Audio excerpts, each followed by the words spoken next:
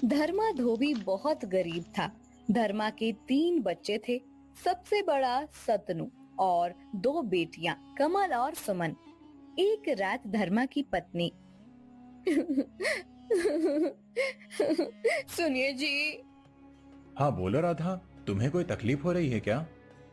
जी, मेरी तकलीफ तो अभी मेरे साथ ही खत्म होगी। मुझे नहीं लगता कि मैं अब इस बीमारी से उभर पाऊंगी। मेरा अंतिम समय नजदीक आ गया है। ये क्या बोल रही हो? तुम्हें कुछ नहीं होगा। मैं तुम्हें बड़े से बड़े वैद्य के पास ले जाऊंगा। मैंने सुना है कि उत्तर दिशा में एक बड़े ही ज्ञानी वैद्य रहते हैं। उन्होंने आज तक कई रोगों का इलाज किया है। वो तुम्हें भी ठीक कर देंगे। आप सच कह रहे हैं, लेकिन इतनी दूर जाने के लिए और उन वैद्य जी से इलाज करवाने की हमारी हैसियत नहीं है। कहाँ से लाएंगे इतने पैसे मेरे इलाज के लिए? आपने पहले ही ये घर भी गिरवी रखा है। अब कुछ नहीं होगा। मैं जान चुकी हूँ कि मैं कुछ ही दिनों की मेहमान हूँ। मैं आपसे सिर्फ इतना कहना चाहती हूँ, मेरे जाने के बाद आप हमारे तीनों बच्चों का अच्छे से ख्याल रखिएगा। उन्हें मेरी कमी महसूस मत होने दीजिएगा। धर्मा राधा की बात सुनकर बहुत दुखी हो गया। कुछ दिनों के बाद राधा का देहांत हो गया। अब घर के साथ तीनों बच्चों की जिम्मेदारी धर्मा पर आ गई थी। एक दिन भद्रा, अब इतनी सी कमाई में गुजारा करना मुश्किल हो रहा है। राधा के इलाज के लिए पहले ही इतना कर्जा लिया हुआ है और घर भी गिरवी रखा है। समझ नहीं आता कि आमदनी बढ़ाने के लिए क्या करूं। कल ही पता चला है कि राजमहल में राज्य वस्त्र धोने के लिए एक धोबी की जरूरत है। तुम मंत्री जी को जाकर मिलो, शायद वो तुम्हारा काम कर दें। अगले दिन धर्मा मंत्री को जाकर मिलता है। मंत्री जी, मैंने सुना है कि महल के वस्त्र धोने के लिए एक धोबी की जरूरत है। हाँ, जरूरत तो है, लेकिन हमें ऐसा धोबी चाहिए जो विश्वास पात्र हो। राजमहल के वस्त्र कितने ऊंचे होते हैं, ये तो तुम्हें पता होगा। एक भी वस्त्र इधर उधर नहीं होना चाहिए। जी मालिक, मैं आपको विश्वास दिलाता हूँ कि मैं पूरी ईमानदारी से अपना काम करूँगा। आपको शिकायत का एक भी मौका नहीं दूंगा। अगर कोई ऊंच नीच हो गई तो तुम्हें सीधा महाराज के सामने हाजिर करूंगा, ये याद रखना। ऐसी नौबत नहीं आएगी मंत्री जी। आपके यहाँ जो नाथा काका सालों से काम कर रहे हैं, उन्होंने ही मुझे काम सिखाया है। मैं उनसे पूछकर ही सब काम करूंगा। ठीक है, कल से आकर वस्त्र ले जाना। अगले दिन से धर्मा राजमहल का वस्त्र धोने का काम करने लगा। एक दिन धर्मा के घर एक योगी बाबा आए। वत्स, भूखा हूँ, कुछ खाना खिलाओ। आइए बाबा, यहाँ बैठिए। मैं अभी आपके लिए कुछ खाने को लाता हूँ। धर्मा योगी बाबा को बिठाकर भीतर चला गया। उसने अपनी पूरी रसोई में ढूंढा, लेकिन बाबा जी का पेट भर सके इतना पर्याप्त खाना उसके पास नहीं था। धर्मा ने एक डिब्बे देखा, 2 रोटियां बन सके उतना ही आटा बाकी था। धर्मा ने उस आटे की कटोरियां बनाई। फिर बाबा जी क्षमा करें, लेकिन मेरे पास आपका पेट भर सके उतना पर्याप्त खाना नहीं है। जो आटा बचा था उसकी 2 रोटियां बनाई हैं। इसे खाकर मुझे कृतार्थ करें। तुम्हें क्षमा मांगने की आवश्यकता नहीं है। इतना खाना मेरे लिए पर्याप्त है, और ये खाना मेरे लिए पर्याप्त है या नहीं, इससे महत्वपूर्ण ये है कि तुमने अपने या अपने परिवार के बारे में विचार ना करते हुए घर में जितना भी खाना था वो मुझे दिया। तुम सत्य में एक दयावान मनुष्य हो। तुम्हारे छोटे छोटे बालक हैं, परंतु फिर भी तुमने एक भी बार विचार नहीं किया कि अगर सारा खाना बाबा जी को दे दिया तो वो बालक भूखे रह जाएंगे। मैं तुमसे अति प्रसन्न हूँ वत्स। आपका आभार योगी बाबा, लेकिन मैं क्या करूं? इस गरीबी से जितना छुटकारा पाने की कोशिश करता हूं, उतनी ये बढ़ती ही रहती है। इसका एक ही उपाय है वत्स, शिक्षा। शिक्षा ही तुम्हारे परिवार को इस गरीबी से बाहर ला सकती है। तुम्हारे इस पुत्र को अच्छी शिक्षा दो ताकि ये आगे जाकर कुछ ऐसा काम कर सके जिससे वो तुम्हारे परिवार की सहायता कर सके। लेकिन बाबा जी, हमें कौन शिक्षा देगा? हम गरीबों को शिक्षा लेने के नाम पर भी उपहास का पात्र बनाया जाता है और शिक्षा इतनी महंगी होती है कि मैं मेरे बेटे को पढ़ा नहीं सकता। अगर ऐसी बात है तो तुम अपने पुत्र को मेरे साथ भेजो। मैं तुम्हारे पुत्र को शिक्षित करूंगा, उसे सारी विद्याओं का ज्ञान दूंगा जिससे ये आगे जाकर एक ऐसा युवक बने कि हर कोई इसे अपने साथ काम करने के लिए बुलाए। योगी बाबा की बात धर्मा ने मान ली और अपने बेटे शंतनु को भेज दिया। 12 साल बीत गए। 12 सालों बाद शंतनु एक युवा बनकर लौट आया। उसने जो शिक्षा योगी बाबा से प्राप्त की थी, उसका तेज उसके चेहरे पर साफ झलक रहा था। धर्मा अपने बेटे के आने की खुशी मना ही रहा था कि तभी मंत्री का एक सेवक आया और उसने धर्मा को महल में हाजिर होने को कहा। धर्मा राजमहल चला गया। फिर महाराज, ये वही धोबी है जिसने राजमहल के वस्त्रों की चोरी की है। मंत्री की बात सुनकर धर्मा के पैरों तले जमीन खिसक गई। नहीं महाराज, मैंने कोई चोरी नहीं की है।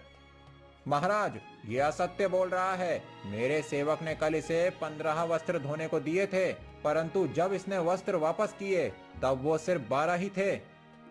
नहीं महाराज, सेवक ने मुझे सिर्फ 12 ही वस्त्र दिए थे। अच्छा, तो मैं असत्य बोल रहा हूँ? नहीं, मैं ऐसा नहीं कह रहा हूँ, लेकिन मैंने चोरी नहीं की है। मैं तो यहाँ सालों से काम कर रहा हूँ। आज तक कभी भी मैंने एक भी वस्त्र को इधर उधर नहीं किया, तो आज मैं ऐसा क्यों करूँगा? क्योंकि इस बार जो तुम्हारे पास वस्त्र धुलने के लिए आए थे, उनमें सोने के तार लगे हुए थे। उन सोने की तारों को देखकर तुम्हारी नियत में खोट आई होगी। नहीं महाराज, ये सच नहीं है। धर्मा धोबी, हम कैसे मान लें कि तुम सच बोल रहे हो? तुम्हारे पास अपनी बात को सत्य साबित करने का कोई प्रमाण है?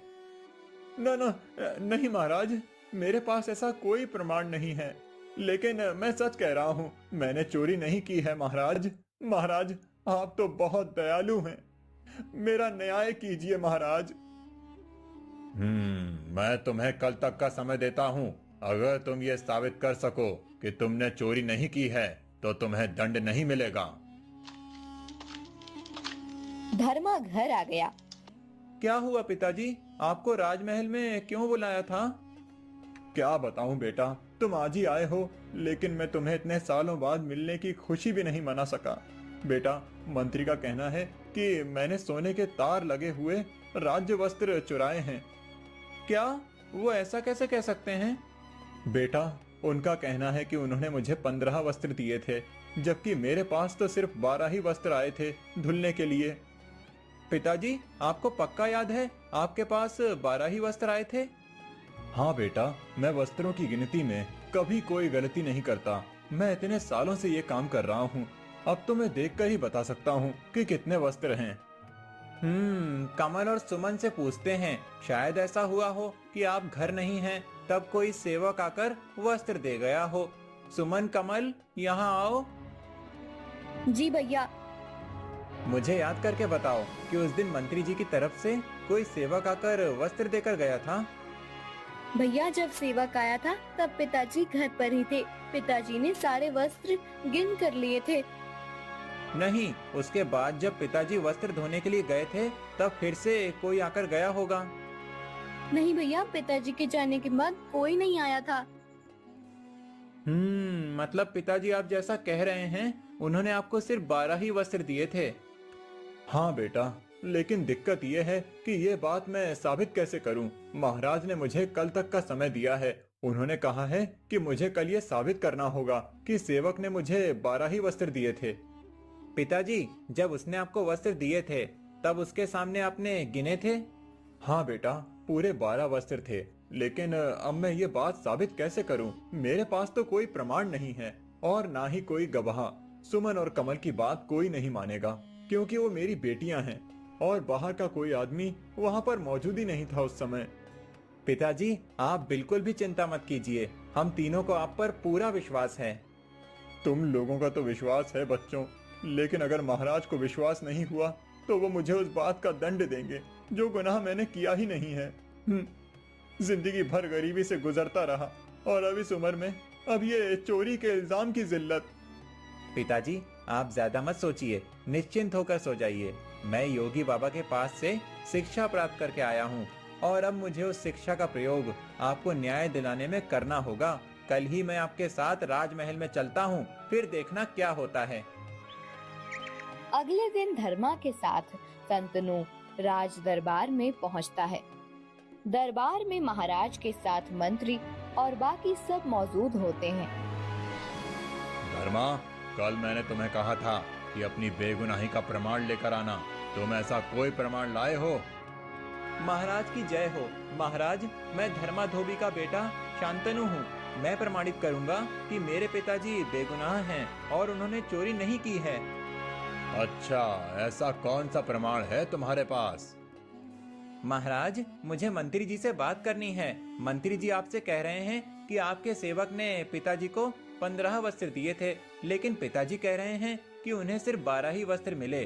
तो आपके सेवक के पास कोई प्रमाण है कि वो सच बोल रहा है?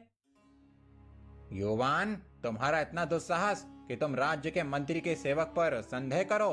हम सभी सेवकों को जांच परख कर ही काम सौंपते हैं। मेरा सेवक कभी असत्य नहीं कह सकता। तुम्हारे पास कोई प्रमाण या साक्षी हो तो बताना। हाँ, मेरे पास एक साक्षी है। लेकिन मंत्री जी, जब मैंने धोबी को वस्त्र दिए तब वहाँ उनकी बेटियों के सिवा और कोई नहीं था। था सेवक, सिर्फ तुम इस बात को नहीं देख पाए। महाराज, हमारे घर के बाहर एक पेड़ है, वो इस बात का साक्षी है कि मेरे पिताजी सच बोल रहे हैं। क्या?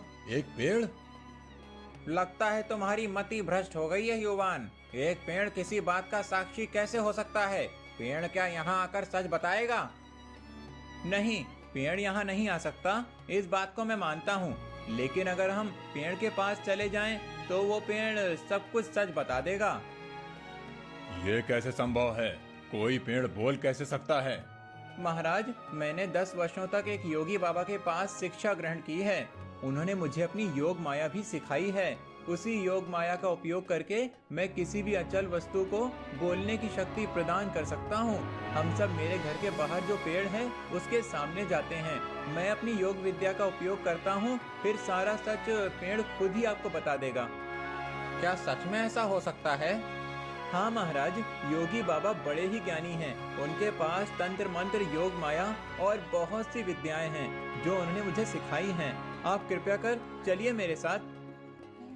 संतनु की बात सुनकर राजा सबसे चलने को कहता है। उसे चलता मंत्री को डर लगने लगता है। महाराज, आपको इतनी दूर जाने की कोई आवश्यकता नहीं है। मुझे अभी याद आया कि सेवक ने 12 ही वस्त्र दिए थे। वो 3 वस्त्र तो मेरे कक्ष में ही छूट गए थे। मंत्री, ये बात आप अभी बता रहे हैं? आपकी वजह से आज मेरे हाथ एक बेगुनाह को सजा हो जाती। महाराज, वो मुझे स्मरण नहीं था। अच्छा, तो आपको ठीक उसी समय पर इस बात का स्मरण कैसे हुआ? महाराज, कहीं मंत्री जी कोई बात छुपा तो नहीं रहे हैं? मैं भला क्या छुपाऊंगा? मैंने जो भी सत्य है वही कहा है। महाराज देखिए, इनकी लड़खड़ाती हुई जुबान ही इस बात का प्रमाण है कि मंत्री जी कुछ छुपा रहे हैं। तुम सही कह रहे हो युवान। मंत्री, सत्य क्या है? हमें अभी इसी क्षण बताओ। महाराज, मुझे क्षमा करना। सत्य तो ये है कि वो वस्त्र मैंने ही चुराए थे। मैंने उस वस्त्र के सोने के तार निकालकर उसके आभूषण बनाए हैं। उस वस्त्र को देखकर मेरे मन में लोभ आ गया था। मंत्री, आपने चोरी की और उसका सारा दोष एक बेचारे धोबी पर डालने का प्रयास किया। मैं इसी क्षण आपको राज्य से निष्कासित करता हूँ। मंत्री चला जाता है। युवान, मैं तुम्हारी प्रतिभा से सत्य में प्रभावित हो गया हूँ, परंतु तुम्हारे पास सत्य में ऐसी विद्या है जिससे पेड़ बात कर सकता है? नहीं महाराज, मेरे पास ऐसी विद्या नहीं है। मैंने तो बस मंत्री जी को फंसाने के लिए ये जाल फेंका था। मुझे अपने पिताजी पर पहले से ही विश्वास था। मेरे पिताजी कभी झूठ नहीं बोल सकते और ना ही उनकी तरफ से वस्त्रों की गिनती में भूल हो सकती है। इसीलिए मैंने मंत्री जी को टटोला, लेकिन उन्होंने गुनाह किया था, इसीलिए पेड़ की बात करने पर वो डर गए और सब कुछ सच बता दिया। वाह धर्मा, तुम्हारा बेटा तो होनहार है। युवान, तुमने अपनी सूझबूझ का एकदम सही उपयोग किया है। हमारे राज्य को ऐसे ही मंत्री की जरूरत थी, जो अपनी सूझबूझ और बुद्धि का उपयोग राज के हित के लिए करे। युवान, मैं तुम्हें आज से ही इस राज्य का मंत्री नियुक्त करता हूँ।